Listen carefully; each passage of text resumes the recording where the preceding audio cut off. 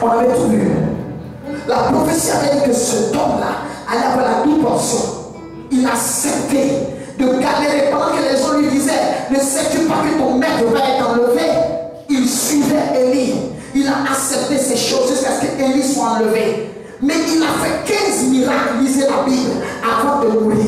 Élie avait fait 8 miracles, donc Élisée devait en faire 16. Le double. Dieu n'est pas Dieu voleur, ni braqueur. Il n'a pas braqué le 16e miracle d'Élisée. Dieu ne se répand pas de sa parole. Surtout pour celui qui l'a suivi fidèlement. Élisée est mort, mais l'âme d'Élisée n'était pas en paix dans le sein d'Abraham. Parce qu'il y a un témoignage.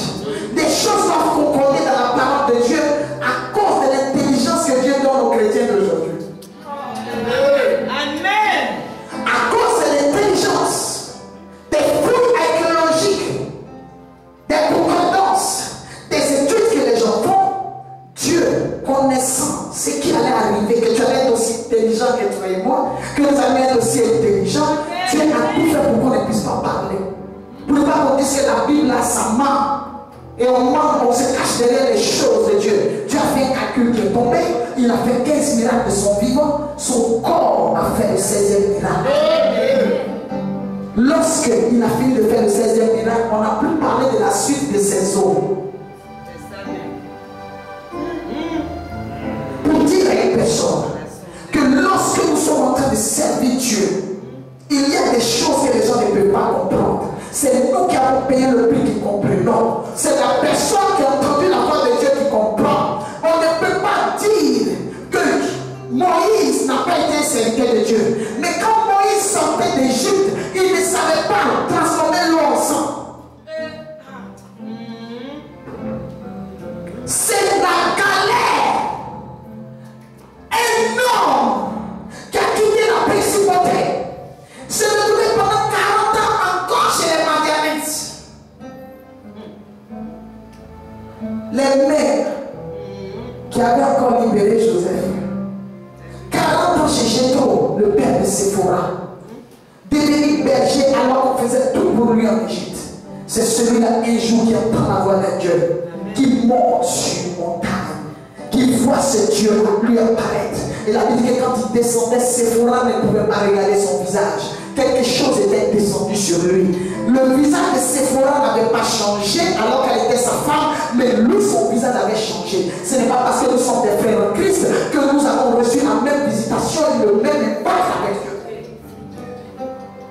Ce n'est pas parce que nous sommes de la même génération ou que nous avons les mêmes années de ministère que nous avons reçu Dieu de la même manière. Non, s'il vous plaît. Lorsque Moïse montait sur la montagne, les montagnes, ce n'était pas de la blague avant. Quand il montait sur la montagne, personne n'avait le courage en ces temps chauds de monter. Il y a des montagnes sur lesquelles nous montons, des montagnes de combat, des montagnes d'attaque, des montagnes de foi, des montagnes de persévérance qui bousculent le droit de Dieu se manifeste. Il se réveille, il se fait voir, il communique parce qu'il a rencontré quelqu'un. Quand il est descendu, on n'a pas dit que le visage de Jésus avait changé. On n'a pas dit le visage de Séphora, le visage de Moïse. Donc c'est un visage qui change. Même si les autres ne comprennent pas, le visage avait changé.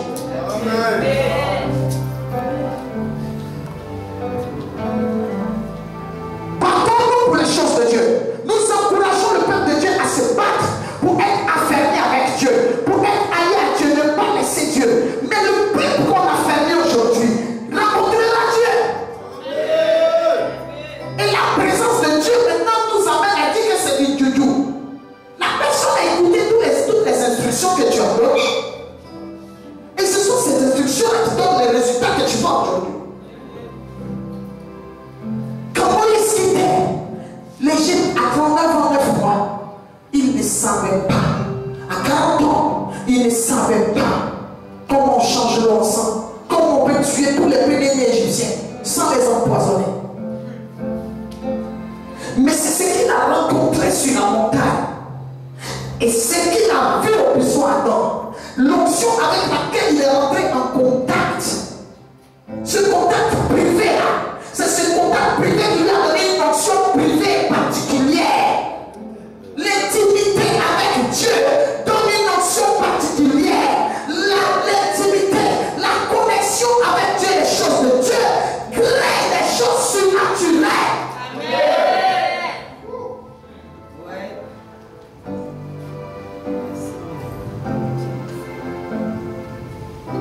L'Esprit de Dieu bénit quelqu'un ce soir. L'Esprit de Dieu bénit une personne ce soir. L'Esprit de Dieu bénit une personne ce soir. Trop tard pour tes ennemis parce que la grâce est déjà rentrée dans ta vie. Je dis trop tard pour tes ennemis parce que l'onction est déjà dans tes yeux. Trop tard pour tes ennemis parce que l'onction est déjà dans ton sang. Trop tard pour tes ennemis parce que tu aimes la parole. Trop tard pour tes ennemis parce que tu aimes la chose de Dieu. Trop tard pour tes ennemis parce que Dieu t'aime.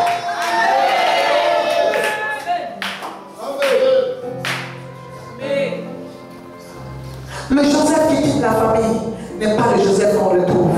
Le Moïse qui quitte la famille n'est pas le Moïse qui revient. Le David qui quitte la famille n'est pas le David qui revient. Le Joseph qui avait quitté la maison n'est pas le Joseph que ses frères ont revu. Le David qui avait quitté la maison, qui était poursuivi par Saül, n'est pas le David que ses frères ont revu sur le trône. Le Moïse qui a quitté l'Égypte n'est pas le Moïse qui est revenu 80 ou 40 ans plus tard, 80 ans. C'était une autre personne. Accepter que les gens soient transformés. Si la Bible dit que les choses anciennes sont passées et que nous sommes de nouvelles créatures, nous ne pouvons pas donner des fruits de l'ancienne créature. Nous allons donner des fruits de nouvelles créatures. Nous allons faire des choses qu'on ne voit pas. Nous allons dire des choses qu'on n'a jamais entendues. Nous allons toucher et donner vie à ce qui n'avait jamais été fait.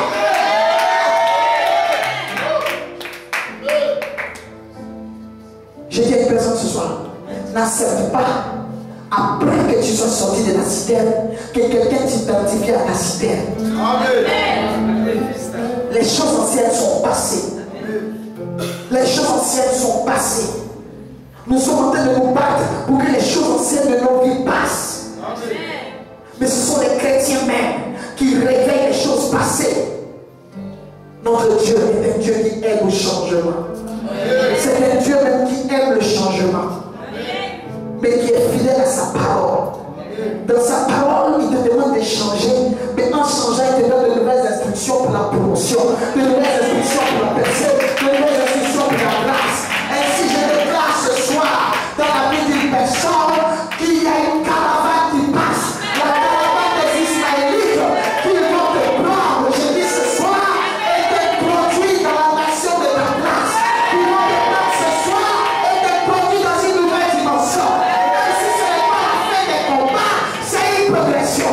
Même si ce n'est pas la fin des combats, je dis c'est une progression. Même si ce n'est pas la fin des combats, c'est une progression.